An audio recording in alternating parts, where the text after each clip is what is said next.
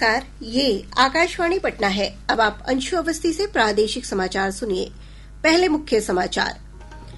प्रधानमंत्री नरेंद्र मोदी ने कहा, ऑपरेशन सिंदूर हमारे तरकश का केवल एक तीर है। आतंक का फन अगर फिर उठेगा तो भारत उसे बिल से खींचकर कुचल देगा।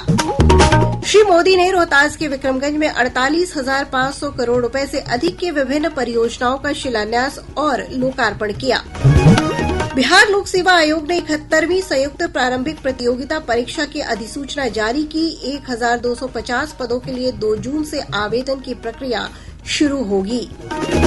और मौसम विभाग ने अगले 24 घंटों के दौरान अररिया, पूर्णिया, मधुबनी, शिवहर, पूर्वी और पश्चिमी चंपारण जिले के कुछ स्थानों पर वज्रपात के साथ बारिश की संभावना जताई। अब समाचार विस्तार से। प्रधानमंत्री नरेंद्र मोदी ने कहा है कि भारत की बेटियों के सिंदूर की शक्ति क्या होती है, ये पाकिस्तान के साथ दुनिया भर ने देखा। श्री मोदी ने आज रोहतास के विक्रमगंज में आयोजित सभा को संबोधित करते हुए कहा कि पाकिस्तानी सेना की छत्र छाया में खुद को सुरक्षित मानने वाले आतंकियों और उनके ठिकानों को देश की सेनाओं ने कुछ ही मिनटों में तबाह कर दिया। भारत की बेटियों के सिंदूर की शक्ति क्या होती है, ये पाकिस्तान ने भी देखा और दुनिया ने भी देखा। जिस पाकिस्तानी सेना की छत्र छाया में आतंकी खुद को सुरक्षित मानते थे, हमारी सेनाओं ने एक ही झटके में उनको भी घुटनों पर ला दिया। पाकिस्तान के एयरबेस, उनके सैन्य ठिकाने हमने कुछ ही मिनट में तबाह कर दिए। उनके ठिकानों को खंडहर में बदल दिया है।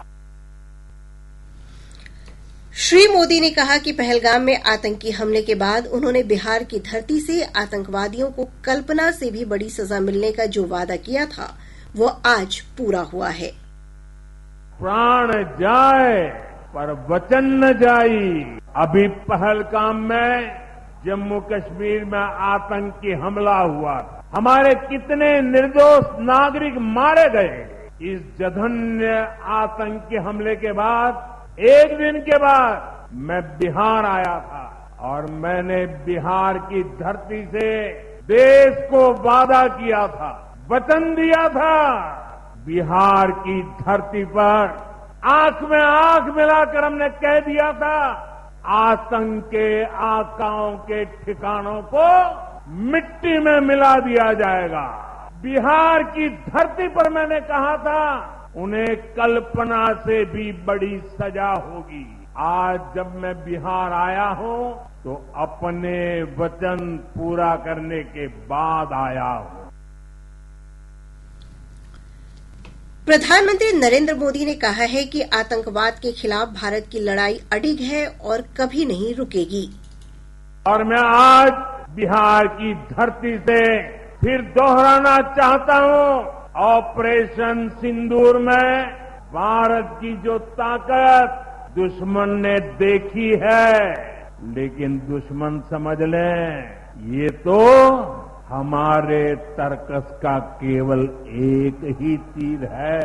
आतंकवाद के खिलाफ भारत की लड़ाई न रुकी है न थमी है। आतंक का फन अगर फिर उठेगा तो भारत उसे बिल से खींचकर कुचलने का काम करेगा। प्रधानमंत्री ने सीमाओं पर तैनात बीएसएफ के जांबाज सुरक्षा बलों के अदम्य पराक्रम और साहस का उल्लेख करते हुए कहा कि देश की रक्षा के लिए ये अभेद चट्टान है। सिंदूर में दुनिया ने हमारी बीएसएफ का भी अभूतपूर्व पराक्रम और अदम्य साहस देखा है। हमारी सीमाओं पर तैनात बीएसएफ के जांबाज सुरक्षा की अभेद चट्टान है। मां भारती की रक्षा हमारे बीएसएफ के जवानों के लिए सर्वोपरि है और यही मातृभूमि के सेवा का पवित्र कर्तव्य निभाते हुए 10 मई को सीमा पर बीएसएफ सब इंस्पेक्टर इम्तियाज शहीद हो गए थे। मैं बिहार के इस वीर बेटे को आदरपूर्वक श्रद्धांजलि देता हूं। श्री मोदी ने कहा, आतंकवाद हो या नक्सलवाद, देश के दुश्मनों से तेजी से और निर्णायक रूप से निपटा जाएगा। 2014 से पहले देश में 125 से ज्यादा जिले नक्सल प्रभावित थे। अब सिर्फ 125 से ज्यादा, अब सिर्फ 18 जिले नक्सल प्रभावित बचे हैं।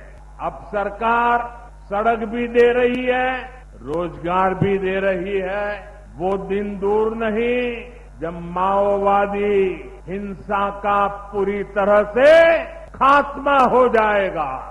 शांति, सुरक्षा, शिक्षा और विकास गांव-गांव तक बिना रुकावट के पहुंचेंगे।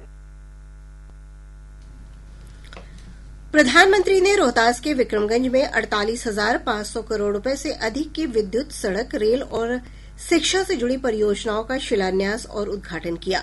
प्रधानमंत्री ने एनटीपीसी के Nabinagar super thermal power project के स्टेज 2 का शिलान्यास किया।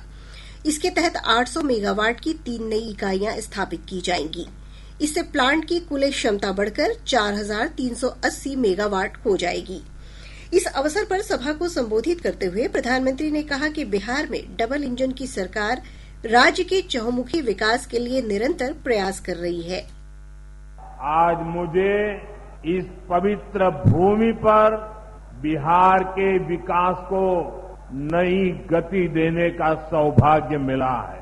यहाँ करीब 50,000 करोड़ रुपए से ज्यादा की परियोजनाओं का लोकार्पण और शिलान्यास हुआ है। बिहार में आज हर तरफ 4 लेन और 6 लेन सड़कों का जाल बिछ रहा है। पटना से बक्सर, गया जी से डोभी, पटना से बोध गया जी, पटना, आरा, सासाराम, ग्रीन फील्ड कॉरिडोर, हर तरफ तेजी से काम हो रहा है।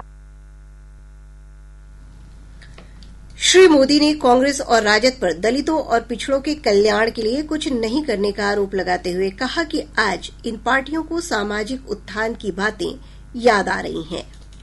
कांग्रेस और आरजेडी वालों, इन्होंने कभी दलित, पिछड़ा की इतनी तकलीफों की चिंता तक नहीं की। अब जब दलित, वंचित और पिछड़ा समाज ने कांग्रेस को उसके पापों की वजह से छोड़ दिया है, तो इन्हें अपना अस्तित्व बचाने के लिए सामाजिक न्याय की बातें याद आ रही है। इस अवसर पर मुख्यमंत्री नीतीश कुमार ने केंद्र सरकार की ओर से जाति आधारित गणना कराने के फैसले के लिए प्रधानमंत्री का अभिनंदन किया। तो जो कुछ भी बिहार को मिला है, गौरव की बात और खुशी की बात है कि हाल ही में तो केंद्र सरकार ने जाति आधारित जनगणना कराने का भी निर्णय लिया। इसके लिए मैं नमन करता हूं, अभिनंदन करता हूं। ये बहुत बड़ी बात हो गई है। याद रखिएगा ना कि कितना बड़ा काम इन्होंने किया है।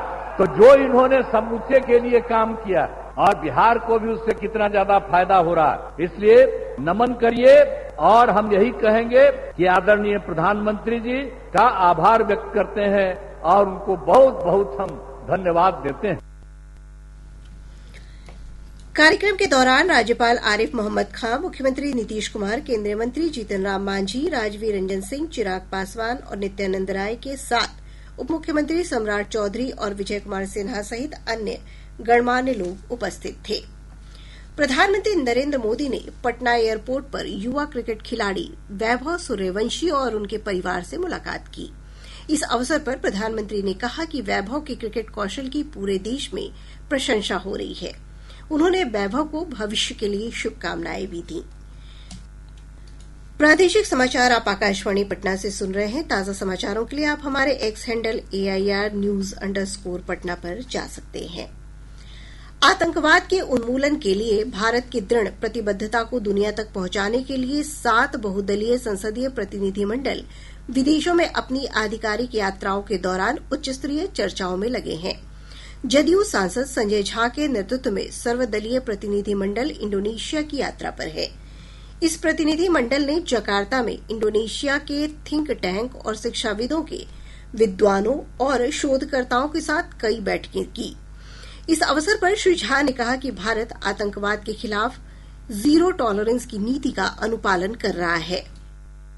अभी जो मिले हैं ये नदतुल इस्लाम जो इनका ये है, खास करके ये लोग मॉडर्निटी और जो इनका रिलीजन है उसमें मॉडर्निटी से के साथ कैसे अपने को कोप अप करे, इस पर इनका काम है। बड़ा अच्छा काम है उस मामले में। सबसे लार्जेस्ट ऑर्गेनाइजेशन है। इन्होंने अप्रिशिएट किया, उन्होंने कहा कि हम खुद मुस्लिम हैं, हम समझ सकते हैं कि क्या हुआ होगा वहां पर, और इस पेन को भी समझ सकता है इंडिया का।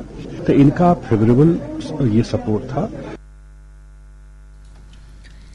इधर भाजपा के वरिष्ठ नेता रविशंकर प्रसाद के नेतृत्व में प्रतिनिधिमंडल डेनमार्क की यात्रा पर है। इस दौरान श्री प्रसाद ने कहा कि डेनमार्क ने आतंकवाद के खिलाफ भारत की नीतियों का पूरी तरह समर्थन किया है।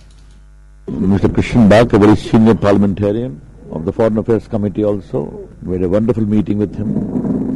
He understood the problem of terrorism, conveyed his views, and what we appreciate is Denmark was the first to convey solidarity. He is a leader of great stature, has worked in the UN also, quite understood India's position. We thank from the core of our heart. Bihar लोक सेवा आयोग ने 71वीं संयुक्त प्रारंभिक परीक्षा 2025 की अधिसूचना जारी कर दी है। इस परीक्षा के जरिए राज्य सरकार के विभिन्न विभागों में कुल 1250 पदों पर नियुक्ति की जाएगी। इच्छुक अभ्यर्थी 2 जून से आवेदन कर सकते हैं। आवेदन की अंतिम तिथि 30 जून निर्धारित की गई है। आयोग ने कहा है कि पीटी परीक्षा की संभावित तिथि 30 अगस्त 2025 निर्धारित की है। इधर आयोग ने सहायक अभियंता प्रतियोगिता परीक्षा की तिथि घोषित कर दी है। ये परीक्षा 5 जुलाई से 7 जुलाई के बीच आयोजित की जाएगी। आयोग की ओर से इस संबंध में वेबसाइट पर सूचना जारी कर दी गई है। राज्य सरकार ने सवर्ण जातियों के विकास के लिए उच्च जाति आयोग का गठन किया है। भाजपा के वरिष्ठ नेता महाचंद्र प्रसाद सिंह को उच्च जाति आयोग का अध्यक्ष बनाया गया है। जदयू के राष्ट्रीय प्रवक्ता राजीव रंजन प्रसाद को उपाध्यक्ष के पद पर नियुक्त किया गया है। वहीं दयानंद राय, जयकृष्ण झा और राजकुमार सिंह को सदस्य के रूप में नियुक्त किया गया है। सरकार ने राज्य अनुसूचित जनजाति आयोग का भी गठन किया है। पश्चिम चंपारण के रहने वाले शैलेंद्र कुमार को इस आयोग का अध्यक्ष बनाया गया है। वहीं सुरेंद्र उरांव को उपाध्यक्ष बनाया गया है। प्रेमशिला गुप्ता, तल्लू बास्की और राजू कुमार सदस्य बनाए गए हैं। सामान्य प्रशासन विभाग की तरफ से इससे संबंधित अधिसूचना जारी कर दी गई है। मौसम विभाग ने अगले 24 घंटों के दौरान प्रदेश के कई जिलों में वज्रपात के साथ बारिश की चेतावनी जारी की है। मौसम विज्ञान केंद्र पटना ने बताया है कि इस दौरान 30 से 40 किलोमीटर प्रति घंटे की रफ्तार से हवा भी चल सकती है। वहीं राज्य के दक्षिणी जिलों में उमस भरी गर्मी की स्थिति बनी रहेगी। अगले 24 घंटों के दौरान उत्तर बिहार, दक्षिण पश्चिम एवं दक्षिण पूर्व बिहार के जिलों के 1 या 2 स्थानों में हल्की से मध्यम वर्षा की संभावना है। अगले 3 से 4 दिनों में अधिकतम तापमान में 2 से 4 डिग्री सेल्सियस की वृद्धि होने की संभावना है। आकाशवाणी पटना के लेखापाल विनोद कुमार श्रीवास्तव और अभियांत्रिकी अनुभाग में कार्यरत कमरे आलम आज सेवानिवृत्त हो गए। इस अवसर पर उनके सम्मान में विदाई समारोह का आयोजन किया गया, जिसमें आकाशवाणी केंद्र प्रमुख हेमंत डीसी राम सहित वरिष्ठ अधिकारियों और सहकर्मियों ने उन्हें शुभकामनाएं दी। और अब अंत में मुख्य समाचार एक बार फिर।